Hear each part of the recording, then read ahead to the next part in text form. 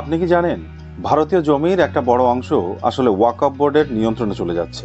ওয়াকফ board মুসলিম সমাজকে দেওয়া সেই দৈত্য যা ইঞ্চি ইঞ্চি করে ভারতের জমি গ্রাস করছিল। আজ সেই দৈত্যের দাঁত ভেঙে দেওয়ার জন্য বিল সংসদে পেশ করা হয়েছে। সম্প্রতি সংসদে একটা নতুন বিল পেশ করা হয়েছে যা এই প্রবণতাকে থামাতে পারে। বিল আসার সাথে সাথে তার বিরোধিতা শুরু হয়ে গেছে। আজকের এই ভিডিওতে আমরা আলোচনা করব ওয়াকফ বোর্ড কিভাবে পুরো ভারতকে গ্রাস করতে চলেছে। ওয়াকফ আইন 2024-এ এমন কি বিধান রয়েছে যা ভারতকে রক্ষা করতে পারবে, এবং এই বিল আদৌ সংসদে পাশ করতে পারবে কি সরকার? জানার জন্য ভিডিওটি শেষ পর্যন্ত দেখুন এবং চ্যানেলটিকে সাবস্ক্রাইব না করে থাকলে সাবস্ক্রাইব করে নিন। ওয়াকফ সংশোধনী আইন 2024 এই বিল নিয়ে বিতর্ক শুরু হয়েছে এবং কংগ্রেসের সদস্যরা ইতিমধ্যেই কান্নাকাটি শুরু করে দিয়েছে। Basically, when we are talking about the constitutions, this bill is a fundamental attack on constitution. Board में गैर मुस्लिम को शामिल करने का औचित्य क्या बनता है? देश महोदय, सच्चाई ये है कि भाजपा अपने हताश, निराश, आप तो कानून चंद कट्टर समर्थकों के तुष्टीकरण के लिए ये बिल लाने का काम कर रही है। তারা বলছে বিলটি অসাংবিধানিক এবং অত্যাচারী, কিন্তু বিজেপি বলছে কংগ্রেস একটি বিশেষ সম্প্রদায়কে ফ্রি হ্যান্ড দিয়ে রেখেছে, এখন যখন তাদের সুপার ন্যাচারাল পাওয়ার দেওয়া হয়েছে তখন আমাদের তো অ্যামেন্ডমেন্ট করতেই হবে। আসাদুদ্দিন ওবেসি তিনি বলছেন সংশোধন দেশের ঐক্য ভাঙার জন্য আনা হয়েছে নাকি যুক্ত করার জন্য। কিন্তু প্রশ্ন হচ্ছে এই বিল নিয়ে এত হইচই কেন হচ্ছে? এই বিলে এমন কি আছে যা মুসলিম সমাজের বিরুদ্ধে? এই বিল কি ওয়াকফের জমি কেড়ে নেবে নাকি ওয়াকফই আপনার জমি কেড়ে নিচ্ছিল? তা বোঝার জন্য ওয়াকফ বোর্ডের সংক্ষিপ্ত ইতিহাস বুঝতে হবে। তাই চলুন সেটাই আগে বুঝি। 1947 সালে দেশ স্বাধীন হলো। ভারত থেকে মুসলিম সম্প্রদায় পাকিস্তানে গেল এবং তাদের সম্পত্তি এখানেই থেকে গেল। এর মধ্যে অনেক সম্পত্তি নেহেরুজি, আমাদের প্রথম প্রধানমন্ত্রী, ওয়াকফের সম্পত্তি বলে ঘোষণা করলেন। 1954 সালে নেহেরুজি সরকার ওয়াকফ আইন নিয়ে এলেন ওয়াকফের সুরক্ষা করার জন্য। এর মাধ্যমে প্রতিটি রাজ্যের একটি ওয়াকফ বোর্ড তৈরি হলো এবং এখন থেকে ওয়াকফ বোর্ড একটি সরকারি সংস্থা তৈরি হয়ে গেল। তবে আসল কাজ হলো 1995 সালের ওয়াকফ আইন। এই আইনের মাধ্যমে ওয়াকফ বোর্ড কোনো সম্পত্তিকে তাদের সম্পত্তি বলে ঘোষণা করতে পারত শুধুমাত্র একটা জরিপের মাধ্যমে। আর এই জরিপটিও করতো ওয়াকফের লোকেরাই। কিন্তু কিভাবে? একটা গল্পের মাধ্যমে আপনাদেরকে বোঝাই। ধরুন কবির এবং রাজীব দুজন মানুষ যারা কাছাকাছি বা পাশাপাশি বাস করত। তাদের মধ্যে কিছু জমি ছিল এবং জমির ম্যাপিং রেকর্ড ছিল না। এমন পরিস্থিতিতে কবির রাজীবের জমিকে ওয়াকফ বলে ঘোষণা করে, এই বলে যে এটি কবরস্থানের জমি এবং সে নিজেই ওই জমির ওয়াকফ ট্রাস্টি। শুধু এটুকু করেই জমিকে ওয়াকফ সম্পত্তি বলে বানানো যেতে পারে। এরপর কবিরকে ওই জমি ওয়াকফের কাছে নিবন্ধন করতে হবে এবং জমি ওয়াকফের হয়ে যাবে। এখন ওয়াকফ বোর্ডকে রাজীবকে কোনো নোটিশও দিতে হবে না, রাজীবের জমি ওয়াকফের হয়ে গেছে অলরেডি। যদি রাজীব 1 বছরের মধ্যে মামলা না করে তাহলে এই সময় এই জমি স্থায়ীভাবে ওয়াকফের হয়ে যাবে। 1995 সালের ওয়াকফ আইনের এই ধারাগুলো ব্যবহার করে ওয়াকফ বোর্ড কত হিন্দু গ্রাম, বাড়ি, জমি, মন্দির দখল করেছে তা পরিবর্তিত আমরা দেখব। কিন্তু আপাতত জানুন ওয়াকফ আইন 2024-এর এই দৈত্যকে কিভাবে নিয়ন্ত্রণ করতে পারবে। 1995 সালের ওয়াকফ আইনে কি কি ঘটেছে তা জানা জরুরি। এটি বোঝার জন্য ওয়াকফ আইন 2024 আপনাকে কি বিপদ থেকে বাঁচাবে সেটা বুঝতে জন্য এই আইন সংসদে উপস্থাপনের আগে 40টি সংশোধন করা হয়েছে, যার মধ্যে সবচেয়ে গুরুত্বপূর্ণ কিছু আমি আপনাদের সঙ্গে শেয়ার করব। এই আইনের অধীনে এখন থেকে ওয়াকফ বোর্ড সিদ্ধান্ত নিতে পারবে না যে কোনো জমি ওয়াকফের সম্পত্তি কিনা। এই সিদ্ধান্ত নেবে জেলা কালেক্টর। সহজ কথায়, যদি ওয়াকফ মনে করে যে কোনো সম্পত্তি তাদের, তবে প্রথমে জেলা কালেক্টরকে জানাতে হবে। তারপর জেলা কালেক্টর এটি যাচাই করবেন এবং রিপোর্ট তৈরি করবেন, তারপর সম্পত্তি ওয়াকফের হবে। আগে কি হতো? যদি কোনো জমি ইসলামিক উপায়ে ব্যবহার করা হতো তাহলে শুধু ব্যবহারের কারণেই জমি ওয়াকফের হয়ে যেত। উদাহরণস্বরূপ বলা যেতে পারে, ধরুন অবৈধভাবে মাজার তৈরি হলো কোথাও এবং সেই মাজার থেকেই ওয়াকফ দাবি করতো যে এই জমি ওয়াকফের। এটিকে ওয়াকফ বাই ইউজ বলা হতো। তবে নতুন আইনে ওয়াকফ বাই ইউজ সম্পূর্ণরূপে বিলোপ করা হয়েছে। ওয়াকফের কাছে কাগজ থাকবে, তবেই জমি তাদের, এভাবে মেনে নেওয়া হবে। সেখানে অনেকদিন ধরে কোনো মাজার থাকুক বা না থাকুক। এছাড়া এই আইনের অধীনে কোনো নতুন জমি ওয়াকফ দলিল ছাড়া দাবি করতে পারবে না। এই আইন কেন্দ্রীয় সরকারকে ক্ষমতা দেয় যে তারা যে কোনো পুরনো ওয়াকফ সম্পত্তির তদন্ত করতে পারবে যে কোনো সময় একটা মাত্র অডিটের মাধ্যমে। এবং এই আইন কার্যকর হওয়ার সাথে সাথেই 1 মাসের মধ্যে ওয়াকফ বোর্ডকে তাদের সমস্ত সম্পত্তির তালিকা সরকারের একটি পোর্টালে জমা দিতে হবে, স্ক্যান করা কাগজপত্র সংযুক্ত করে। আর একটি সুন্দর বিধান হলো কোনো সরকারি সম্পত্তি যা কোনো ওয়াকফের সম্পত্তি হিসাবে আগেই ঘোষণা হয়েছিল তার ওয়াকফের সম্পত্তি থাকবে না, তা সরকারি সম্পত্তি হবে। ফলে এ থেকে এলাহাবাদ হাইকোর্ট, যা কিছু সময় আগে ওয়াকফ সম্পত্তি হিসেবে ঘোষণা হয়েছিল, তা স্বস্তি পেতে পারে।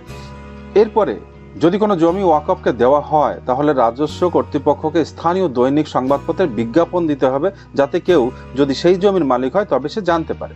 এরপর 90 দিন অপেক্ষা করে জমিটি ওয়াকফকে দেওয়া হবে। আগে যদি কোনো ব্যক্তির জমি কেড়ে নেওয়া হতো তাহলে তাকে কেস করতে হতো ওয়াকফ ট্রাইব্যুনালে এবং এই আদালতের সিদ্ধান্তই মানতে হতো। এখন ওয়াকফ ট্রাইব্যুনালের সিদ্ধান্ত দেশের যে কোনো আদালতে চ্যালেঞ্জ করা যাবে এবং এর জন্য 2 বছর সময় দেওয়া হয়েছে।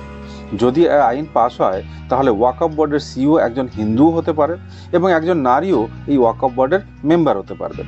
এছাড়া যতগুলি সেক্টর আছে মুসলিমদের মধ্যে, যেমন শিয়া, সুন্নি, দাউদি, বোহরা, আগাখানি, সবাইকেই এর প্রতিনিধিত্ব দিতে হবে। ওয়াকফ আর ইচ্ছামতো কাজ করতে পারবে না যতক্ষণ দেশের সমস্ত জেলা কালেক্টর বিক্রি হয়ে যায়, এবং তার সেটা সম্ভবও নয়, কারণ জেলা কালেক্টরকে রিপোর্ট তৈরি করতে হবে, প্রমাণ সংযুক্ত করতে হবে, যা যে কোনো সময় যাচাই করা যেতে পারে।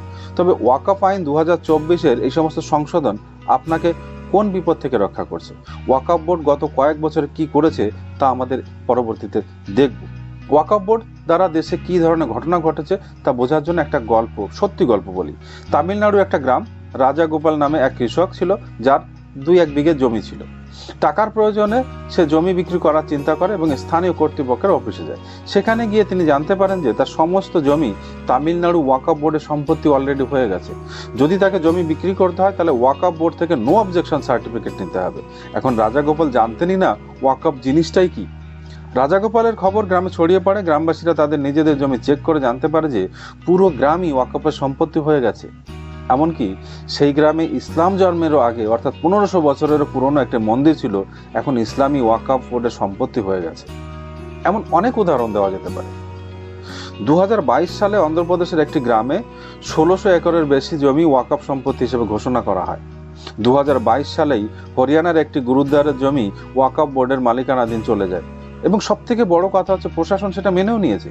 2022 সালের 15 জুলাই একটি শিব মন্দিরকে ওয়াকফের সম্পত্তি হিসেবে ঘোষণা করা হয়। একইভাবে 2021 সালের ডিসেম্বরে দ্বারকায় ভগবান শ্রীকৃষ্ণের নগরী, সেখানেও সুন্নি ওয়াকফ বোর্ড অধিকার ঘোষণা করেছে। মন্দির ছেড়ে দিন, সরকারি সম্পত্তি এবং রাস্তা, এটাও ওয়াকফের সম্পত্তি হয়েছে। 2021 সালের নভেম্বরে সুরাটের পৌরসভার সদর দপ্তর হঠাৎ জানতে পারে যে সেই অফিসটাও ওয়াকফ সম্পত্তি। একইভাবে ঔরঙ্গাবাদে একটি রাস্তাকে চওড়া করা হচ্ছিল, হঠাৎ করে ওয়াকফ বোর্ড একটা চিঠি পাঠায় যে পৌর কমিশনারকে, যে এই রাস্তাটি এখন ওয়াকফের সম্পত্তি এবং যদি এর জন্য কোনো জমির মালিককে টাকা দেওয়া হয় তবে তা অবৈধ হবে। আমি আপনাকে কেবল কয়েকটি উদাহরণ দিয়েছি, তবে এটি এত বড় পরিসরে ঘটেছে যে শুধুমাত্র পশ্চিমবঙ্গ, ওয়েস্ট বেঙ্গলেই ওয়াকফ বোর্ডের বিরুদ্ধে হাজার হাজার কোটি টাকার দুর্নীতির তদন্ত চলছে। শুধুমাত্র জম্মু এবং কাশ্মীরে 500 কোটির বেশি সরকারি জমি ওয়াকফের নামে রয়ে গেছে। আপনি হয়তো বলবেন ইয়ার্কি হচ্ছে নাকি, এটা কি ইয়ার্কি চলছে? হ্যাঁ বন্ধুরা, পুরোপুরি ইয়ার্কি চলছে। কারণ আম্বানির বাড়িকেও ওয়াকফ তার সম্পত্তি বলছে। কাশী বিশ্বনাথ, জ্ঞানব্যাপী ওয়াকফ সম্পত্তি বলে ঘোষণা করা হয়েছে। ওয়াকফ বোর্ড তাজমহলকেও ওয়াকফ ঘোষণা করছে। এলাহাবাদ হাইকোর্ট সুপ্রিম কোর্টে মামলা লড়ছে, কারণ ওয়াকফ বোর্ডের মতে এলাহাবাদ হাইকোর্টও ওয়াকফের সম্পত্তি। ওয়াকফ বোর্ড দিল্লির 77% জমি এবং হায়দ্রাবাদের 43% জমি দাবি করেছে, যার মধ্যে সম্ভবত আপনার বাড়িও রয়েছে।